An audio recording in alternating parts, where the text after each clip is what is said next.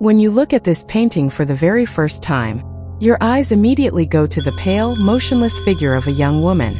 A man is carrying her through a dark forest, and you have no idea what is happening. Is he kidnapping her? Did he hurt her?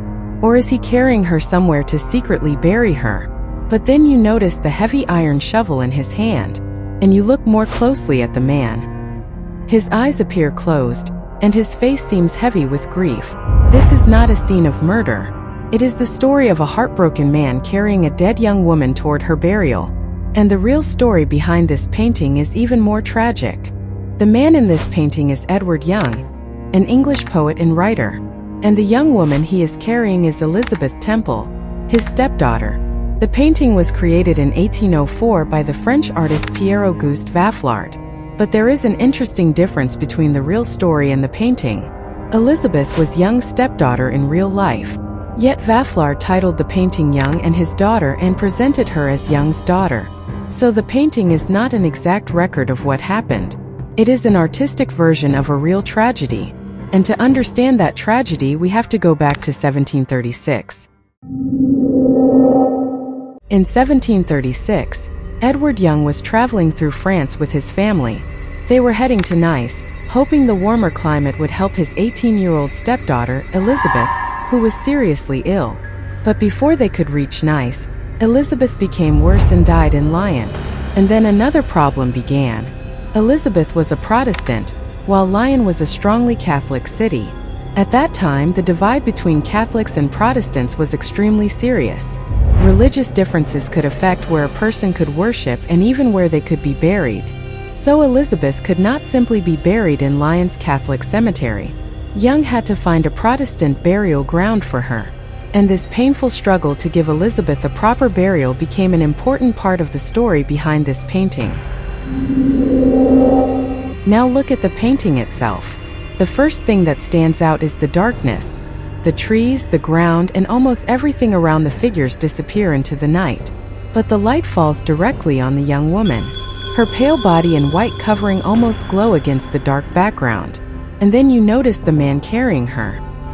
His eyes appear closed, and his expression is quiet and heavy. He does not look frightened. He looks overwhelmed by what he is carrying. Look at his body too. He is leaning forward, his arms wrapped around her, as if her weight is becoming difficult to carry. And that physical weight also feels like a symbol of grief. He is carrying her body, but he is also carrying the pain of losing her. And then there is the shovel. It immediately changes how you understand the scene. The man is not carrying her away to hide a body. He is carrying her toward a grave. And look at the white cloth wrapped around the young woman. It stands out against the man's dark clothing, making her pale body the brightest part of the scene. She is completely still, while he struggles to carry her. The artist uses this simple contrast to make the weight of death feel almost physical. But why did Vafflard paint this story almost 70 years after Elizabeth's death? Edward Young had become famous for his writing about death, grief, and life after death. His best-known work, Night Thoughts, became widely known in Europe. So Elizabeth's death was no longer just a private family tragedy. It had become part of the story surrounding Young and his writing.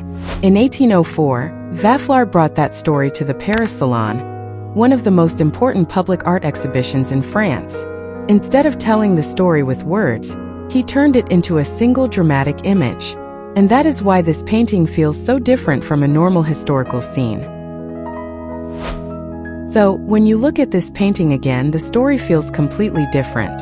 At first, you see a man carrying a young woman through the darkness. You wonder what he has done. But then you understand. He is not hiding a crime. He is carrying someone he loved to her final resting place. And maybe that is something worth remembering the next time you see a painting like this. Don't just look at what is happening on the surface. Look closer.